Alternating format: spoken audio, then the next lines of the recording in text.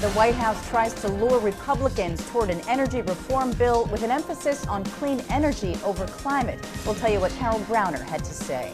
What to do with nuclear waste. The president's Blue Ribbon panel is set to meet. We talk with New Mexico State University's James Conca.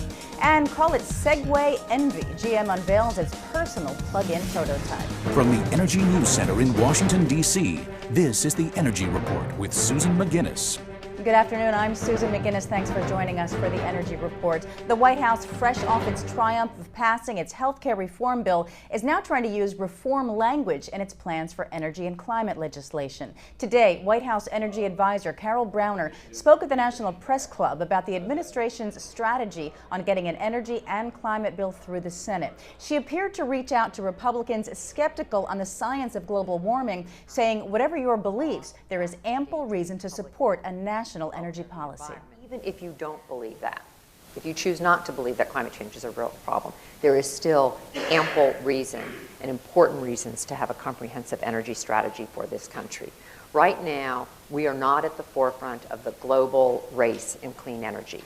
And the reason we're not leading that, and China and India and Germany are moving ahead of us, is because we haven't put in place the right domestic policies. In order for companies to make investments here in the United States in clean energy technology, they need to know there's going to be a market. There's going to be an opportunity for them to sell those technologies here.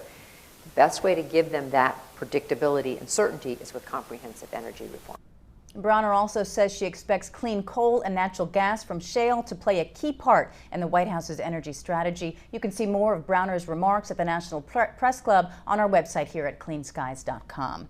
And the Blue Ribbon panel called for by the White House to find alternative solutions for managing nuclear fuel and waste meets for the first time in D.C. tomorrow. We spoke with Jim Conca of New Mexico State University about the panel and what we can expect to see at that first meeting. The nice thing about the Blue Ribbon panel that's now been chosen is meeting this week actually in D.C. for the first time is that everything's on the table. Let's step back and say, you know, we've had a kind of a patchwork of laws and agreements and things that have built up over the years and not very coherent. And so let's just step back and say, what do we want to do in the next 30 or 40 years, and what's the best way to do that?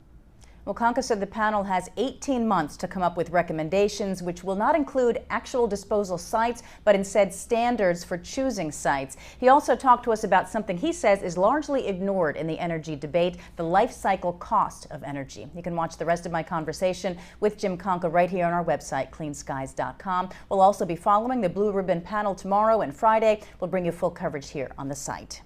The Energy and Interior Departments have joined forces to expand the production and use of hydropower. Today, Energy Secretary Stephen Chu and Interior Secretary Ken Salazar signed a memorandum of understanding with the Army Corps of Engineers to increase hydro generation at federally owned facilities. The two departments will outfit hydro facilities with better technology and conduct more research on how to develop low-impact, more environmentally friendly facilities. An island in dispute between India and Bangladesh is underwater, but is global warming to blame? Newmore Island has disappeared beneath the Bay of Bengal, and oceanographers say it's due to sea level rise accelerated by global warming. But James Taylor, a senior fellow at the Heartland Institute, says the disputed island wasn't swamped by rising seas, it sank. He says the tectonic plate under the bay is moving deeper into the earth, taking the island with it. Taylor says blaming global warming for the submersion of a small rock island is like my neighbor blaming me for damage to his house if I have a fan pointing in his direction during a hurricane. While the fate of the Cape Wind project may hinge on whether there are Native American graves in the seabed beneath Nantucket Sound, European energy firms have archaeological worries of their own. Stone Age villages submerged under shallow parts of the North Sea may delay construction of offshore wind projects. A region dubbed Doggerland once connected to Britain from mainland Europe across what's now the southern North Sea until about 8,000 years ago when seas rose after the last ice age. It's now the site of a planned vast expansion of offshore wind power by 2020 to help combat climate change. Over the decades, North Sea trawlers have netted artifacts, so energy firms are having to plan what they'll do if they unearth relics while siting new turbines. And call it Britain's version of NASA. The UK's first space agency will start operating next month, and part of its job will be to collect data on climate change. A new $60 million International Space Innovation Center will be built for gathering space data to understand global warming. With an initial operating budget of $346 million, the government says the new agency would create tens of thousands of jobs. Most of the industry is focused on robotics, telecommunications, weather and forecasting, and manufacturing small satellites. And it looks like something out of the Jetsons. Today, GM unveiled 3 designs for its Envy personal mobility compact car. The Envy runs on 2 electric motors, 1 in each driving wheel. The motors are powered by lithium iron phosphate batteries, which can be recharged through a standard wall outlet. The motors also provide braking for the vehicle, which is completely drive-by-wire. The plug-in comes complete with vehicle-to-vehicle communication, GPS, and distance sensing technologies.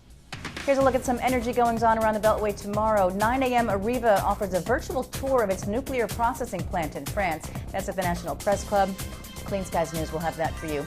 9:15, labor unions, environmental groups, renewable energy developers, and utilities get together to talk about electric transmission's role in the development of renewable energy and their push for changes to the transmission title of the energy bill. That's at the National Press Club. At 11, Department of Energy's Blue Ribbon Panel on Nuclear Waste holds that first meeting. Secretary Chu will address the gathering at the Willard Hotel. Clean Skies News will be there. That is the Energy Report. We'll see you tomorrow for your latest energy news. If you have any suggestions or comments about our programming on Clean Skies News, you can email us at contact@cleanskies.com. You can also follow us on Twitter and Facebook. From all of us here in the Energy News Center, good night.